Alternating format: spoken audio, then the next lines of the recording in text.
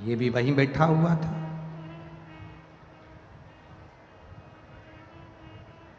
अब कथा बाचने वाले जो मंदिर के अंदर कथा कर रहे थे, बैठकर बाच रहे थे, वो चिल्ला रहे थे हर हर महादेव। वो कर मिठास लाओ, आवाज सेट करो थोड़ा। वो हर हर महादेव चिल्ला रहे हैं, वो हर हर महादेव बोल रहे हैं, पर देवराज को अच्छा नहीं लग रहा, देवराज को ठीक नहीं लग रहा। प्राण छूट गए। वो एक भजन पहले आप लोग गाया करती थी माताएं, इतना तो करना स्वामी जब प्राण तन से निकले, गोविंद नाम लेकर प्राण तन से निकले। ये आप गुनगुनाया करते थे, आप बोला करते थे। देवराज के साथ में वही हुआ। शिव जी के मंदिर में बैठा, शरीर में ताप था। शिव महापुराण की कथा को 2 क्षण, थोड़ी सी देर की कथा उसके कानों में गई थी। बाहर निकला, बेलपत्री के वृक्ष की छांव में बैठा था और उसके प्राण छूट गए।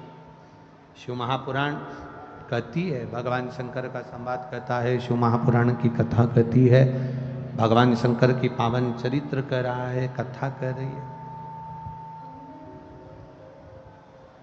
भूलवश भी, अनायास,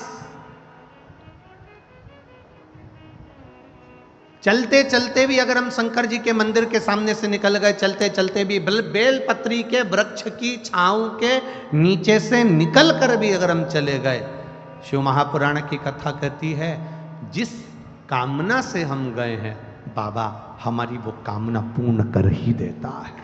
एक सहज भाषा में, सरलता में, एक बेलपत्री का जो वृक्ष होता है, बेलपत्री का जो वृक्ष है जिसके नीचे 33 कोटि देवी देवता विराजमान होते हैं, 33 कोटि देवी देवता बैठते हैं, उस बेलपत्री के वृक्ष के नीचे से कि अगर हम निकल गए, भूलवश भी निकल गए, तो भी हमारे कार्य की सिद्धता हो जाती है।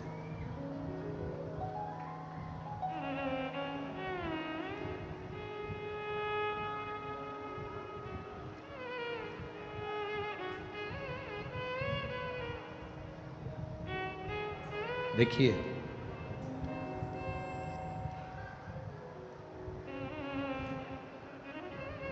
देवराज के प्राण चले गए,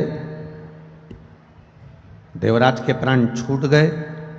अब जब प्राण छूटे तो शिव जी की एक लीला बड़ी विचित्र है। भगवान का नाम लेने वाले के जब प्राण छूटते हैं तो उनको लेने के लिए भगवान नारायण के पार्षद पहुंचते हैं।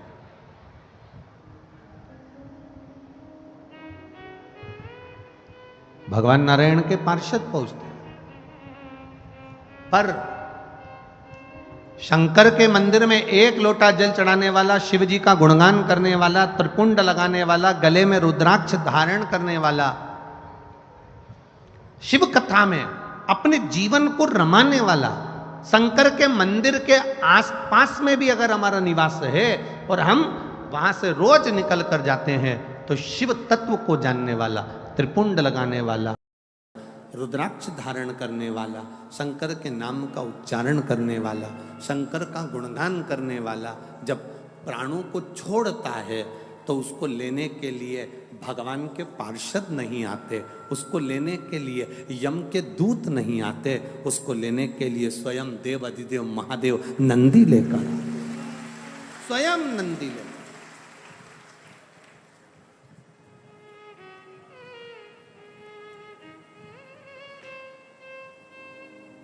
ये एक रिश्तेदारी मजबूत बनाने का क्रम है। यहाँ जहाँ से वीआईपी लोग अंदर प्रवेश करते हैं ना, यही दरवाजा है ना, अरे बोलो तो जम के, हाँ, तो यहाँ पर से जब वीआईपी लोग अंदर प्रवेश करते हैं और कोई को अंदर नहीं आने दिया जाता है, तो वो तुरंत कह देती है, लगाऊं अब भी फोन, अब भी फोन लगाऊं क्या?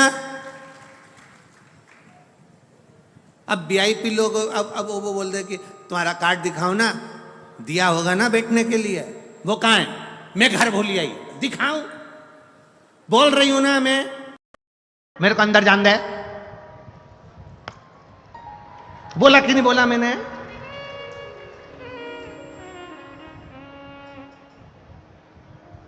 लगाऊं फोन अब भी हाल?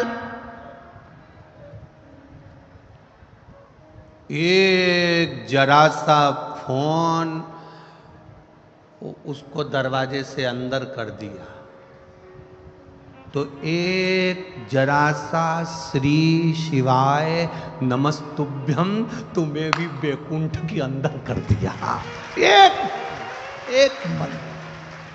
एक बार बस। जितने तुम कथा सुन रहे हो ना, जितने आस्था चैनल पर कथा सुन रहे हो, जितने फेसबुक यूट्यूब पर कथा सुन रहे हो, और जितने पंडाल में बैठकर कथा सुन रहे हो ना, तुम कोई हल्के फुल्के नहीं हो। इनकी पहचान किसी नेता, मंत्री, संतरी, कलंतरी, प्रशासन आदि से होगी। तुम्हारी पहचान तो डायरेक्ट है, डायरेक्ट। काहे की चिंता कर? यहां भले तुम आगे नहीं बैठ पाओ, पर पक्का वहां तुम आगे ही मिलोगे, निश्चित है। तुम्हारी भक्ति, तुम्हारा विश्वास, तुम्हारी दृढ़ता, तुम्हारा भरोसा, तुम यहां अगर कथा में आए हो ना, तो ये किसी दूसरे के भरोसे नहीं। भोलेनाथ दया करना, हम तेरे भरोसे, मैं तेरे भरोसे। आप किसी और के भरोसे पर नहीं, आप शिव के भरोसे पर जीना चालू करो। आप शंकर के आश्रित होकर जीना चालू करो।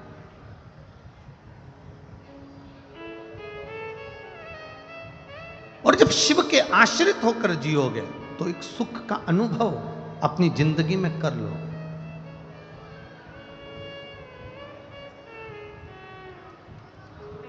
देवराज को लेने के लिए भगवान शंकर अपना नंदी लेकर आए। नंदी पर से मेरे भोलेनाथ जी नीचे उतर गए, नंदी पर देवराज को बिठाने लगे। नंदी पर जब देवराज को बिठाने लगे तो नंदी पर बैठते समय देवराज जी जब चले शंकर भगवान लेकर, नंदी को पकड़कर शंकर भगवान देवराज को नंदी पर बिठाकर जब चले, तो देवराज ने प्रश्न किया, मैंने पुण्य कौन सा करा था? मैं तो ब्राह्मण के घर में जन्मा था पर चोर था। मैं ब्राह्मण के घर में जन्म लिया पर मैंने कभी अच्छा काम नहीं किया। मैंने चोरी करी, वैश्यावृत्ति करी, जुआ खेला, मदिरा पान करा, मांसाहार करा, भक्षण करा, गलत गलत काम करे। फिर मैंने पुण्य कौन सा कर दिया जो मैं शंकर भगवान आपके नंदी पर बैठकर कैलाश धाम जा रहा हूं? मैंने पुण्य कौन सा करा? शंकर भगवान तो नहीं बोले, नंदी कह दिया। भृंगी, श्रृंगी, नंदी तीनों ने कहा, तूने पुण्य नहीं करा। तेरी बूढ़ी माँ रोज शंकर जी के मंदिर में 1 लोटा जल चढ़ाने जाती थी, शिवालय में 1 लोटा जल चढ़ाने जाती थी। जो नारी शिव के मंदिर में 1 लोटा जल चढ़ाती है, वो 7 पीढ़ी अपनी नहीं, 71 पीढ़ी मायके की और 71 पीढ़ी ससुराल की तार देती है। 7 पीढ़ी तक का भाव नहीं कहा गया, यहां 71 पीढ़ी का भाव कहा गया। एक पीढ़ी नहीं, ना जाने कितनी पीढ़ियां। यदि हम जा रहे हैं मार्ग से जाते जाते अगर हमारा चित्त, हमारा भाव शुद्ध है, वो मिले। आप लोग इतनी दूर दूर से, कोई ना जाने कहां से, कोई ना जाने कहां से आया होगा, गाड़ी से आए होगे, तो ईमानदारी से बोलो, तुम हर कोई सा ड्राइवर लेकर आ गए क्या? जिस ड्राइवर पर तुम्हारा भरोसा होता है, जो ड्राइवर समय पर पहुंचा दे, जिस ड्राइवर ने रास्ता देखा हो, जिस ड्राइवर को अच्छे से गाड़ी आती हो, पंचर मंचर हो जाए तो सुधार दे, गाड़ी गड़बड़ हो तो संवार ले, ऐसे ड्राइवर को साथ लेकर चलती हो। बोलो सही है कि गलत है? हर किसी के साथ चले जाओगे क्या? तुम्हें जाना है बद्रीनाथ, केदारनाथ, यमुनोत्री, गंगोत्री, कहीं जाना है काशी, कहीं जाना है कहीं, और तुमने कह दिया ड्राइवर भेज दो। अब ड्राइवर भी तो ऐसा होना चाहिए जो गाड़ी चला ले, ड्राइवर भी तो ऐसा हो जो पंचर सुधार ले, ड्राइवर भी तो ऐसा हो जो तुम्हारा कार्य कर ले, ड्राइवर भी तो ऐसा हो जो तुम्हें रास्ता दिखाकर आराम से मंजिल तक पहुंचा दे। तो गाड़ी पर बैठने से पहले ड्राइवर कौन है ये देखा जाता है। कि हमें लेकर कौन जा रहा है। उसी तरह संसार सागर में चलते चलते चलते चलते हमें ये देखा जाता है कि हम आखिरी में अपनी मंजिल तक, ड्राइवर अगर सही होगा तो मंजिल तक पहुंचने में देरी नहीं लगेगी, हम वहां तक पहुंच जाएंगे।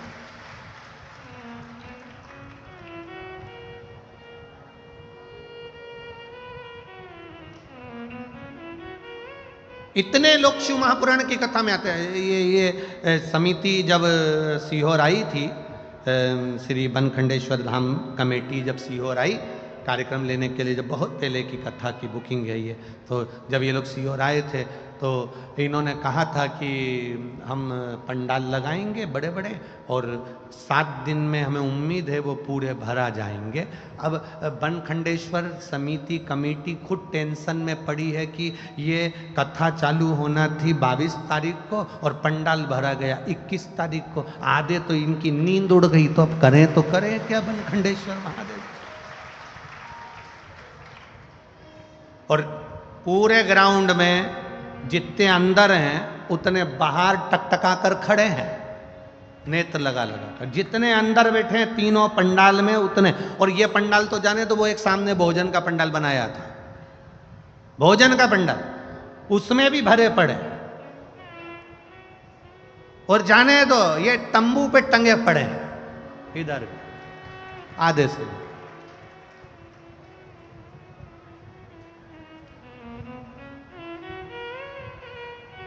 अब बनखंडेश्वर धाम कमेटी को निवेदन है कल पंडाल की व्यवस्था बढ़ाएं जिससे भक्तों को बैठने में तकलीफ ना हो, जिससे ज्यादा से ज्यादा लोग आराम से बैठ सकें, भक्ति के बल बढ़े।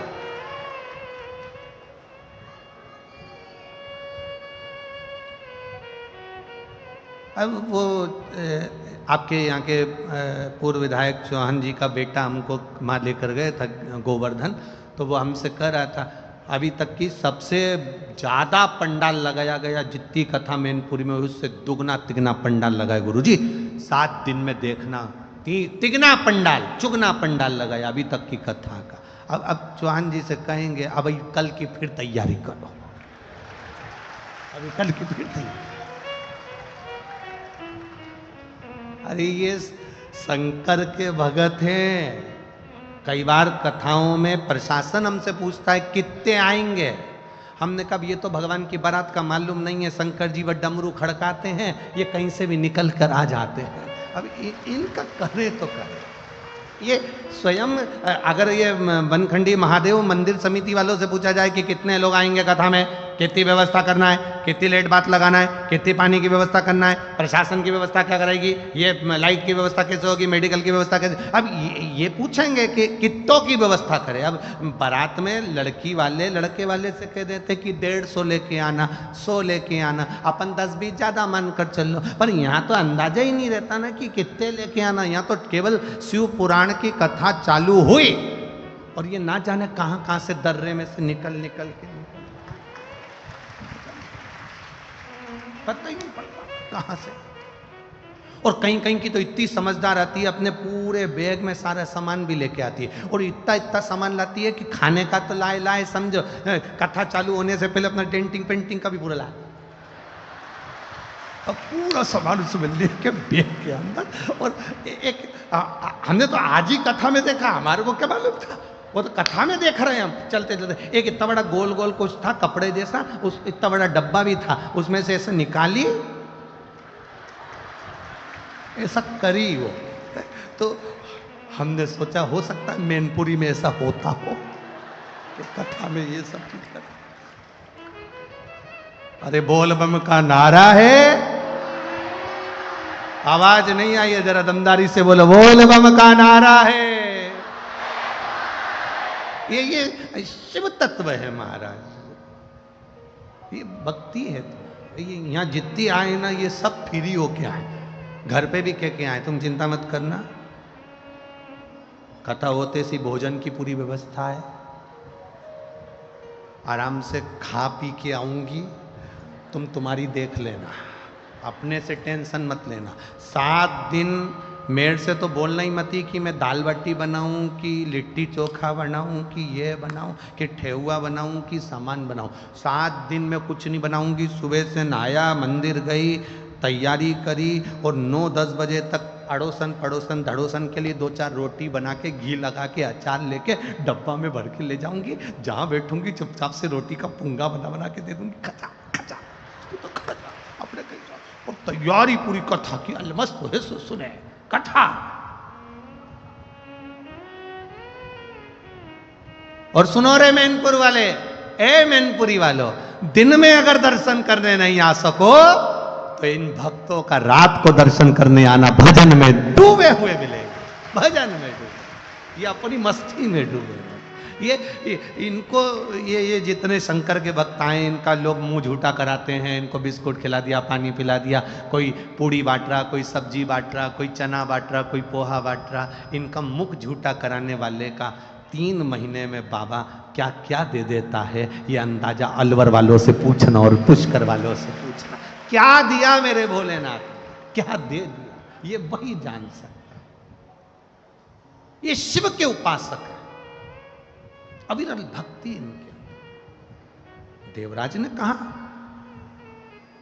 ये बताओ कि मुझे कैलाश धाम क्यों ले जा रहे हो? एक कारण है तुम्हें कैलाश धाम ले जाने का, क्योंकि तुम्हारी माताजी जल चढ़ाती है। घर का एक व्यक्ति अगर जल चढ़ा रहा है तो वो हमारी कई पीढ़ियों को तार रहा है। एक व्यक्ति ने प्रश्न किया, ऐसा होता है कि पानी ये चढ़ाए और 71 पीढ़ी तर जाए? हमने कहा आज भी होता है। घर में बेटा जन्म लेता है तो 4-5 पीढ़ी में सावड़ लग जाती है। बोलो सही है कि गलत है? अगर कोई घर में मरता है तो उसकी 5-7 पीढ़ी में सूतक लग जाती है। बोलो सही है कि गलत है? सूतक लग गई, वो मर गया, बच्चा हो गया, सावड़ लग गई। 4-5 पीढ़ी में जब मरने की सावड़ लगती है, जब मरने की सूतक लगती है, जन्म की सावड़ लगती है, तो फिर चढ़ाए हुए लोटे का पुण्य भी तो खाते में लगता होगा। 7 पीढ़ी 71 पीढ़ी के खाते में वो पुण्य भी तो जाता होगा। वो पुण्य कहां जाता होगा?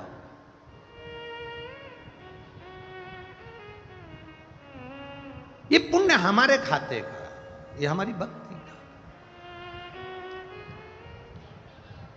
आप तो करो शिव की आराधना, आप करो देवाधिदेव महादेव की आराधना, फल मिलेगा। इस कथा का नाम है तपस्यु महापुराण की कथा। तप का बल बढ़ता है तो शिव तत्व प्राप्त होता है। तेरे मंदिर में आना मेरा काम है, मेरी बिगड़ी बनाना तेरा काम है। तुम उसके दरवाजे तक जाते रहोगे, जाते रहोगे, जाते रहोगे, वो हाथ पकड़ लेता, वो हाथ पकड़ेगा।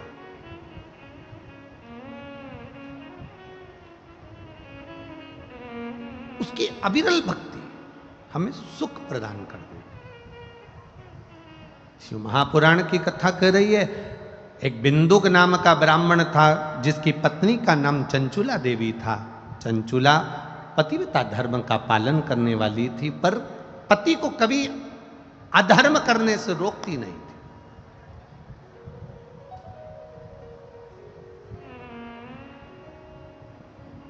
एक पति को धर्म पत्नी बल प्रदान करती।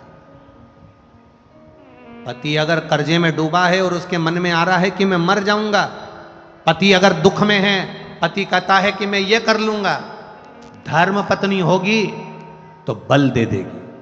धर्म पत्नी होगी तो कह देगी कोई मरने की जरूरत नहीं है, फालतू इधर उधर जाने की जरूरत नहीं है, टेंशन मत लो, सब अच्छा होगा, भोलेनाथ जी बैठा है, सब करेगा। धर्म पत्नी में और पत्नी में जमीन और आसमान का अंतर होता है। धर्म पत्नी और पत्नी जमीन और आसमान का अंतर है। धर्म पत्नी पति को धर्म के पथ पर ले जाती है। धर्म पत्नी पति को शिव महापुराण की कथा तक 7 दिन में से 1 दिन लेकर आ ही जाती है, और धर्म पत्नी अपने पति को मंदिर तक पहुंचा देती। धर्म पत्नी अपने पति को मंदिर तक पहुंचा देती। कमाकर कौन ला रहा है? पति। दुकान पर कौन बैठ रहा है? पति। नौकरी कौन कर रहा है? पति। व्यापार कौन कर रहा है? पति। जॉब कौन कर रहा है? पति। पत्नी घर के अंदर है, पति नौकरी करेगा, जॉब करेगा, काम करेगा, व्यापार करेगा, व्यवसाय करेगा। अगर उसको घर चलाना है, अगर उसको परिवार चलाना है, उसको अपना परिवार चलाना है, पत्नी, बच्चों को, माता पिता को, आदिक परिवार को उसको आगे बढ़ाना है, तो ऐसा कोई पति नहीं होगा जो झूठ नहीं बोलेगा, जो बेईमानी नहीं करेगा, जो प्रपंच नहीं करेगा, जो झूठ प्रपंच ना करता। ऐसा कोई पति नहीं हो सकता। दुकान पर बैठेगा तो 1 रुपए की चीज 3 रुपए में, 2 रुपए में बढ़ाकर 4 रुपए में बढ़ा कर देगा। नौकरी करेगा तो भी 1-2 रुपया कहीं ना कहीं से कमाने का सोचेगा ही। ऐसा कोई नहीं संसार में। पति को अपना घर चलाना है, अपना परिवार चलाना है, अपनी पत्नी, अपने बच्चों को अच्छा रखना है, तो उसको कहीं ना कहीं से झूठ बोलना ही पड़ेगा। हम अगर आपसे कह दें कि आप अपने पति से कहो कि झूठ नहीं बोलो, तो तुम्हारा पति हमारी कहना नहीं मानेगा। हम आपसे इतना कहते हैं कि वो उसका काम है व्यापार करना, उसका काम है सर्विस करना, उसका काम है नौकरी करना, उसका काम है घर को संभालना, उसका काम है घर में कोई भूखा ना सोए, उसकी व्यवस्था पति को करना पड़ती है। तो धर्म पत्नी का फर्ज है कि पति के हाथ में 1 लोटा जल भर कर दे और कहे शंकर जी के मंदिर तक जाओ। क्यों? क्योंकि ये जो तुम झूठ बोलते हो, तुम कमा कर लाते हो, तुम्हारी कमाई का भोग, तुम जो कमा कर लाते हो, तुम जैसे कमा कर लाते हो, उस कमाई का भोग तुम्हारी पत्नी भी भोगेगी, तुम्हारे बच्चे भी भोगेंगे, तुम्हारे माता पिता भी भोगेंगे, तुम्हारी बहन भी भोगेगी, तुम्हारा भाई भी भोगेगा, तुम्हारा परिवार भी भोगेगा। तुमने जो कमाया उसका भोग तुम्हारा पूरा परिवार भोगता है। पर किस तरह से कमाया, कितना झूठ बोलकर, कितना प्रपंच कर कर, कितना गलत कर कर, किस तरह से कमाया, उसका भोग ना पत्नी भोगेगी, ना बच्चे भोगेंगे, ना परिवार भोगेगा। उसका भोग तुम्हें अकेले को भोगना पड़ेगा। इसलिए धर्म पत्नी का फर्ज है 1 लोटा जल देकर शंकर के मंदिर में भेजे, क्योंकि वो अगर थोड़ा झूठ बोल भी लेता है, मेरे महादेव को जल चढ़ाने से उसके पाप समाप्त हो जाएं, और वो जब जाए तो उसको भी सुख का अनुभव हो। यह धर्म पत्नी का लक्ष्य है।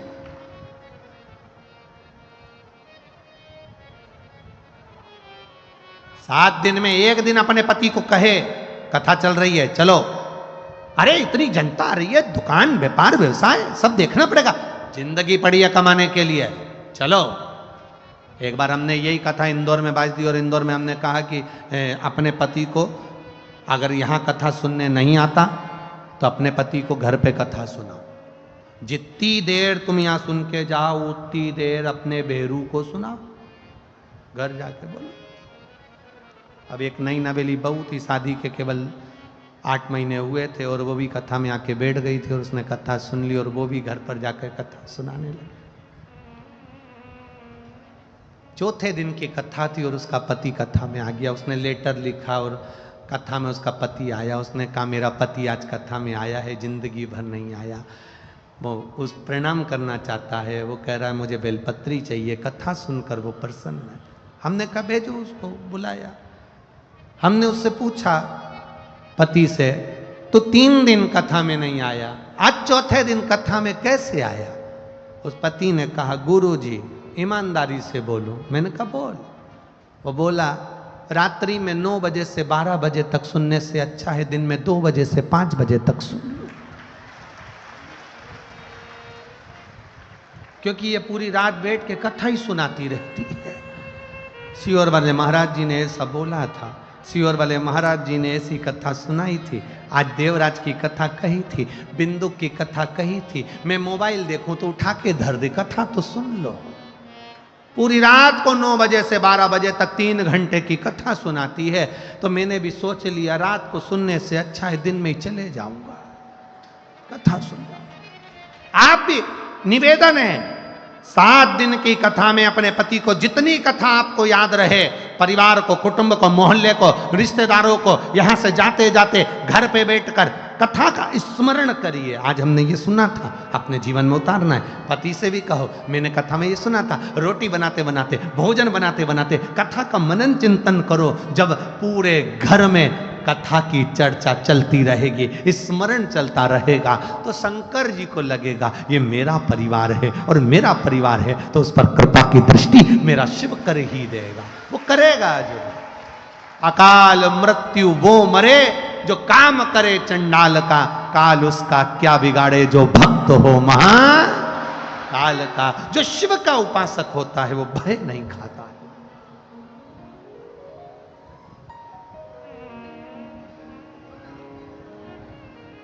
भय से मुक्त है।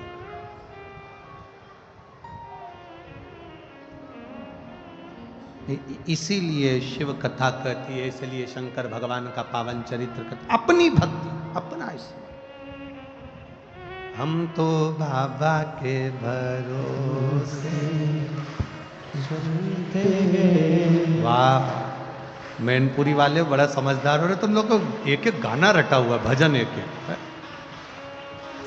हम तो बाबा के भरोसे चलते हैं, हम तो बाबा के भरोसे चलते हैं, हम तो बाबा के भरोसे रहते हैं, हम तो बाबा के भरोसे रहते हैं, भोले बाबा के भरोसे रहते हैं, भोले बाबा के भरोसे रहते हैं, हम तो बाबा के भरोसे रहते हैं, हम तो बाबा के भरोसे रहते हैं, हम तो बाबा के भरोसे चलते हैं, हम तो बाबा के भरोसे चलते हैं। ये दुनिया वाले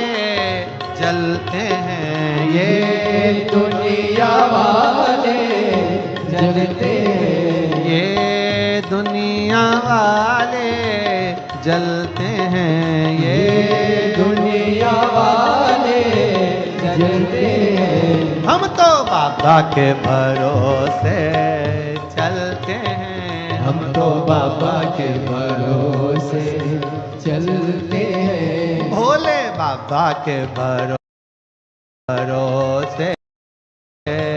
चलते हैं, भोले बाबा के भरोसे चलते हैं। जय हो छोटे छोटे शंभो।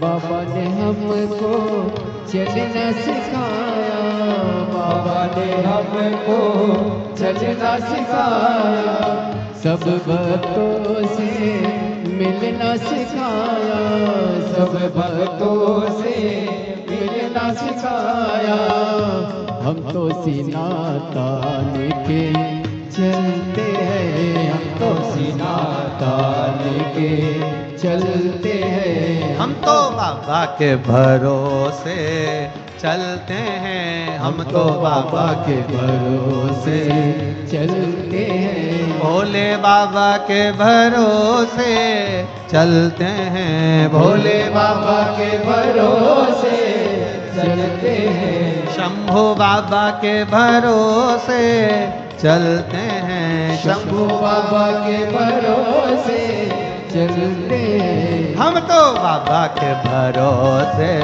चलते हैं, हम तो बाबा के भरोसे चलते हैं। भोले बाबा के भरोसे चलते हैं, भोले बाबा के भरोसे चलते हैं।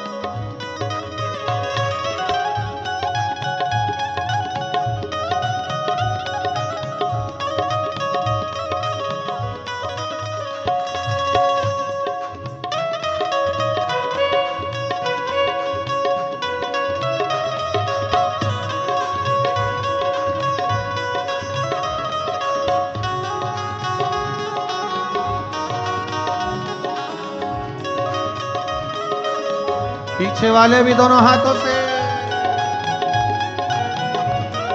भोजन के पंडाल वाले भी दोनों हाथों से बड़े भाव के साथ। हम तो बाबा के भरोसे चलते हैं, हम तो बाबा के भरोसे चलते हैं। ये दुनिया वाले जलते हैं, ये दुनिया वाले जलते हैं। ये दुनिया वाले जलते हैं, ये दुनिया वाले जलते हैं। भोले बाबा के भरोसे चलते हैं, भोले बाबा के भरोसे चलते हैं। शंभू बाबा के भरोसे चलते हैं, शंभू बाबा के भरोसे चलते हैं। भोले बाबा के भरोसे चलते हैं, शंभू बाबा के भरोसे चलते हैं। हार हार महादेव है। अपने स्थान पर बैठकर भगवान शिव से बड़े भाव से दिल से प्रार्थना करिए। जहां मौका मिल जाए वहां बैठकर दिल से बोलिए बाबा को, हृदय से प्रार्थना का भाव रखकर। श्री शिवाय नमस्तुभ्यं, श्री शिवाय नमस्तुभ्यं, श्री शिवाय नमस्तुभ्यं, श्री शिवाय नमस्तुभ्यं, श्री शिवाय नमस्तुभ्यं। भोला सब दुख काटो हमारा, ओ भोला सब दुख काटो हमारा। शिव शंकर जपूं तेरी माला, भोले बाबा जपूं तेरी माला। भोला सब दुख काटो हमारा, ओ भोला सब दुख काटो हमारा। वेश है मंगल मंगलकारी, वेश है मंगल मंगलकारी।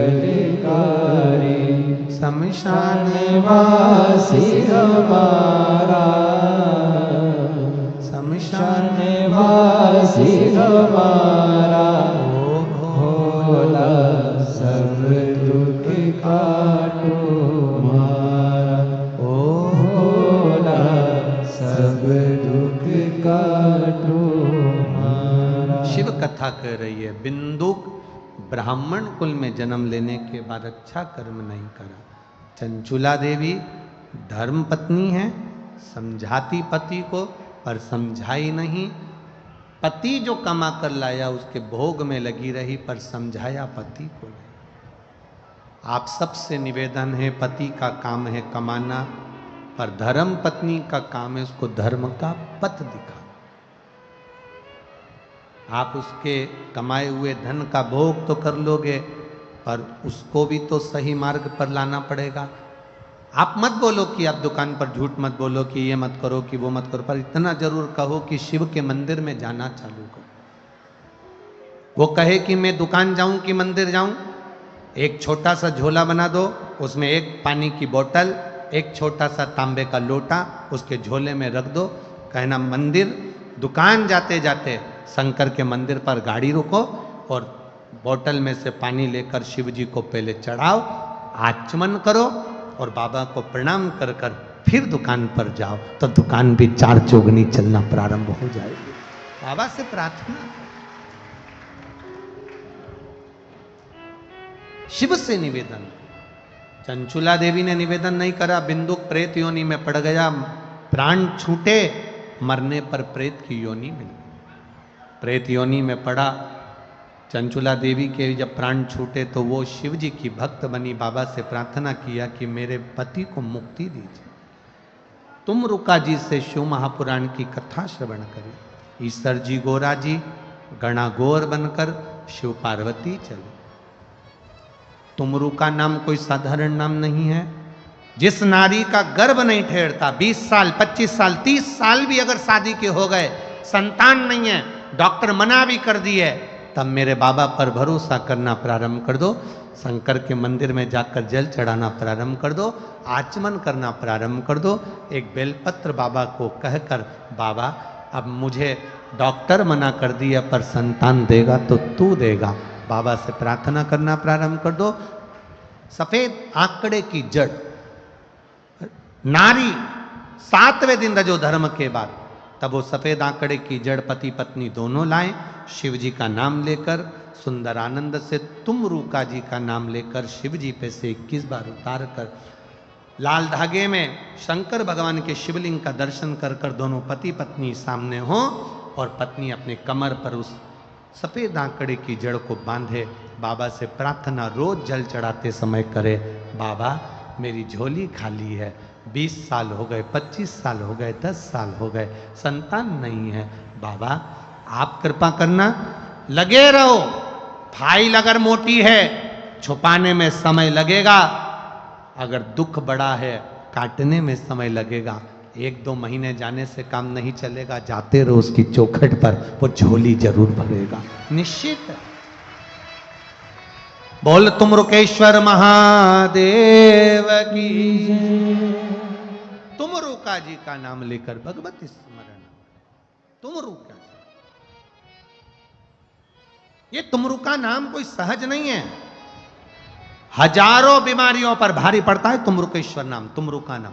कल हम वर्णन करेंगे जिसकी किडनी लीवर में अगर तकलीफ हो जाती है या कैंसर जैसा रोग भी डॉक्टर बता देते हैं, या नारी के गर्भ अवस्था में गांठ पड़ जाती है बच्चेदानी में भी, तो उसमें तुमरुका जी के नाम का मात्र एक आप प्रयोग करेंगे और बाबा की कृपा से 3-4 महीने में आप वापिस अल्ट्रासाउंड कराओ, जांच कराओ, बाबा उसको ठीक कर कर ही रहेगा। तो ये शिव तत्व है, शंकर भगवान की औषधि के रूप में उसको भगवान देवादिदेव महादेव ईश्वर जी गोरा जी के रूप में पर जोरदार ताली बजाएं ईश्वर जी गोरा जी का। आज मैनपुरी में चल रही कथा का प्रथम दिवस यहाँ पूर्ण होता है। मेरा समिति से निवेदन रहेगा, बहुत सारे लोग धूप में खड़े रहे, इसलिए आप लोग थोड़ा टेंट की व्यवस्था दोनों साइड में प्रयास करें, पीछे की ओर भी जहाँ जहाँ जगह मिल जाए वहाँ वहाँ पर टेंट लगाएं, जिससे भक्तों के बैठने की व्यवस्था सुचारू रूप से चले। यहाँ मैनपुरी के सारे दानदाताओं से भामाशाहों से निवेदन है, अपने खजाने खोलें और जो शिव भक्त आ रहे हैं उनको दिल से पानी पिलाएं, भोजन कराएं, भाव से इनकी सेवा करें। आपकी जिंदगी में कभी खजाना कम नहीं होगा, मेरा भोलेनाथ भर कर रखेगा। माताओं से निवेदन है, अपने घर से चलें, 2 पानी की बोतल लेकर चलें, जिससे कोई अपना पड़ोसी प्यासा हो तो उसको पानी अवश्य पिलाएं। अपने साथ में थोड़ा बहुत कुछ भी सामग्री लाते हैं वो अपने आस पड़ोसी में किसी को दें, जिससे उसका मुख झूठा हो। भाव के साथ आरती का क्रम प्रारंभ होगा। आशीष जी सूचना दे रहे हैं, उसके बाद आरती का क्रम होगा। जय जय श्री राधे। सभी भक्तों को हर हर महादेव, साधक जय श्री कृष्णा, श्री शिवाय नमस्तोभ्याम। व्यासपीठ को नमन करते हुए हम सबके प्रिय, हम सबके लाडले ठाकुर कल्लू जी महाराज के चरणों में नमन करते हुए, परम सत्य परम आदरणीय विश्वविख्यात पूज्य गुरुदेव के पावन चरणों को नमन करते हुए और आप सभी से भक्तों के चरणों में नमन करते हुए सुंदर आरती का समय हो चुका है। आरती में जिन भक्तों के नाम लिए जाएंगे